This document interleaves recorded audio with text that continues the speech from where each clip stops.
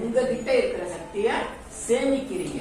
இனிமே நீங்க பூஜை பண்ண, இனிமே தியானம் பண்ண, இனிமே சாமி கும்பிட்டா வரக்கூடிய சக்தியை நீங்க சேமிக்கணும்.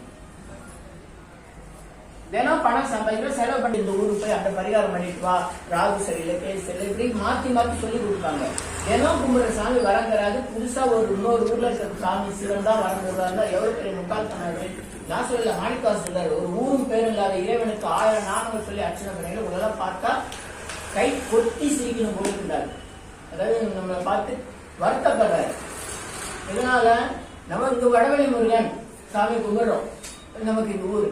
இப்ப ஏதோ ஒரு பரிகாரன்ற பேர்ல வேற எதெல்லாம் ஒரு கோயில் போய் பயணிட்டு வாங்க, அப்பதான் கல்யாணம் நடக்கும் அப்படின்னு சொன்னா நம்ம போறோம் வரோம், நடக்குது நடக்கல, அது வேற விஷயம். அப்ப அந்த தத்துவத்துக்கு என்ன அர்த்தம்? வடவழி முருகன் அருள் தரல, அப்ப இந்த கோயிலுக்கு ஏன் போவோம்? அந்த கோயிலை கூட்டிடலாமே. உதாரணத்துக்கு எல்லா கோயிலும் கூட்டிடலாம். எது பரிகார கோயில் அது மட்டும் திறந்து வச்சுக்கலாம். அப்ப மற்ற கோயிலுக்கு வேலை இல்லைல்ல. இது மாணிக்காசர் காலத்துல இருந்து வர பிரச்சனை. அவர் அன்னைக்கே சொல்லிட்டாரு, ஒரு ஊரு பேரு, கடவுளுக்கு எந்த ஊரு என்ன பேரு கிடையாது. அப்ப நீங்க இந்த ஊர்ல இருந்து இந்த செகண்ட் வரந்தார் மட்டும் இந்த ஒரு சிவனுக்கு போவீங்கன்னா அது எப்படி அர்த்தம்? கடவுள் நம்பிக்கைன்றது அது பேரா? இல்ல. கடவுள் தூணில இருப்பா, துருமில இருக்கான்னு பார்த்துட்டோம். அப்ப கடவுள் எல்லா இடத்துலயும் இருக்காங்க போது இந்த மாதிரி பரிகாரம் போகாதீங்கன்னு மாணிக்கவாசல இருந்து திருஞான சம்பந்தத்துல எல்லாரும் சொல்லியிருக்காங்க. நாம அதுக்கு அதையும் பாடிக்கிட்டே என்ன பண்றோம்? கொடகு பாடிட்டே திருநள்ளாறு போயிட்டு வருவோம். நம்ம பிரச்சனை நமக்கு அப்படி இருக்கு. என்ன எத்தை தின்றால் பித்தன் இல்லைன்ற சூழ்நிலையில நம்ம அந்த மாதிரி இருக்கிறோம். இதுவரையும் படலாம் சரி.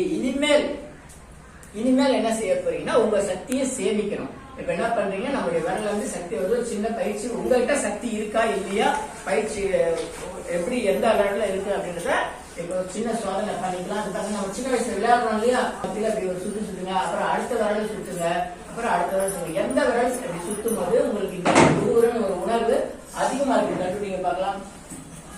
லேசாவே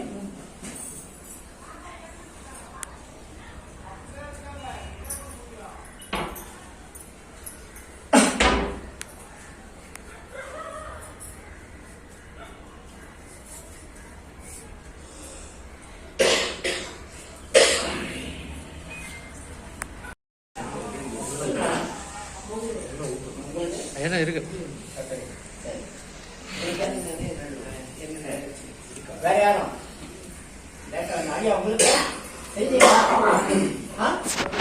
பெருவரலா? சரி. அதாவது எல்லா விரலும் சக்தி வரும். நான் போட்ட காமிச்சேன். ஆனால் வந்து ஆள்காட்டி விரல் வந்து கொஞ்சம் அதிகமா சக்தி வரும். அது உணரலாம். இது வந்து சும்மா நம்ம எடுத்து வழிகள் தான் பேசுவாங்க. அது இனிமே எடுத்துட்டாலும் திரும்ப எடுத்து மாத்திக்கணும். இப்ப டாக்டர் சொல்ல ஆரம்பிச்சிட்டாங்க. 20 வருஷம் கழிச்சு நம்ம எல்லா யோகா சக்தியும் இடத்தை உயர்படுத்தணும். அந்த காலத்துல இந்த காலம் வரைக்கும் சொல்லியிருக்காங்க. மொபைல் வந்தாலும் வரலன்னு சொன்னாங்க. டாக்டர் 20 வருஷம் நம்மளை பாடா படுத்துட்டு முன்னாடி இப்ப சொன்னாங்க இடது கால வச்சு மொபைல் பேசினாதான் நல்லதுன்றான். 20 வருஷத்துக்குள்ள செத்து போனவங்க கெட்டு போனவங்க இன்னும் மாத்த முடியாது பாடி லாங்குவேஜ், அவ்வளவுதான். ஆனா யோகா சக்தியில அந்த காலத்துல இந்த காலம் சொல்லியிருக்காங்க. யாரும் கேட்கல. கால் அதே மாதிரி நம்மளுடைய முன்னோர்கள் வலது கால எடுத்து வச்சு உள்ள வரணும். கல்யாணம் பண்ணது மட்டும் கிடையாது, எல்லாருக்கும் வலது கால். காரணம் வலது கால வைக்கும் போது வலது பக்கம் தான் மூளை வேலை செய்யும்.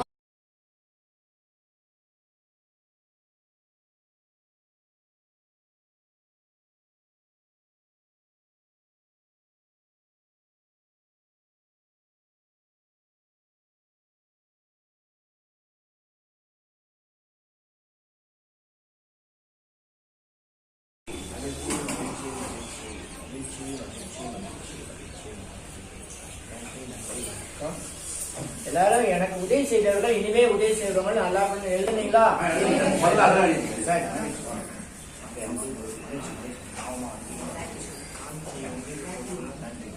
இனி எல்லாம் நன்மை, எல்லாம் நன்மை, எல்லாம் நன்மை, இனி எல்லாம் நன்மை, எல்லாம் நன்மை, எல்லாம் நன்மை. ஆரம்பிச்சாச்சா? இந்த வேலை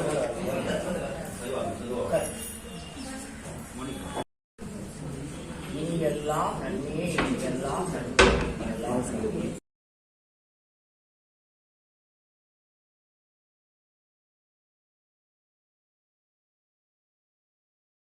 மௌனசாமி திருச்சனம், திருப்பூர் சிதம்பர சாமி திருச்சனம், பொன்னம்பல சாமி திருச்சனம், வெங்கட்ராம சாமி திருச்சனம், திருக்கழுக்குன்றம் வீர சுப்பையா சாமி திருச்சனம், வீர சுப்பையா சாமி திருச்சனம், பூபிநாதேஸ்வரர் தரிசனம், ஆலவந்தார் தரிசனம், எண்ணிலா கோடி சித்தர்கள் தரிசனம், எண்ணிலா கோடி சித்தர்கள் தரிசனம், கோடி சாமி தரிசனம், அழுப்பு சாமி தரிசனம், சிவன் வேணுகோபால் சாமி தரிசனம், சச்சாந்த சாமி தரிசனம், சதானந்த சாமி தரிசனம், இத்திராஜி ராஜேவி சாமி தரிசனம், மலையாள சாமி தரிசனம், வண்டிக்கார தினகர செல்லியை சாமி தரிசனம், ஒடப்பூர் சாமி தரிசனம், ஆப்பூர் சாமி தரிசனம், பதஞ்சலி சாமி தரிசனம், பதஞ்சலி பாபா தரிசனம், ஐகோட் சாமி தரிசனம், குமரபாபா தரிசனம், அருள்வேலி சித்தர் தரிசனம், காஞ்சி சிவசாமி தரிசனம், அஷ்டலிங்க சாமி தரிசனம், உச்சி சாமி தரிசனம்.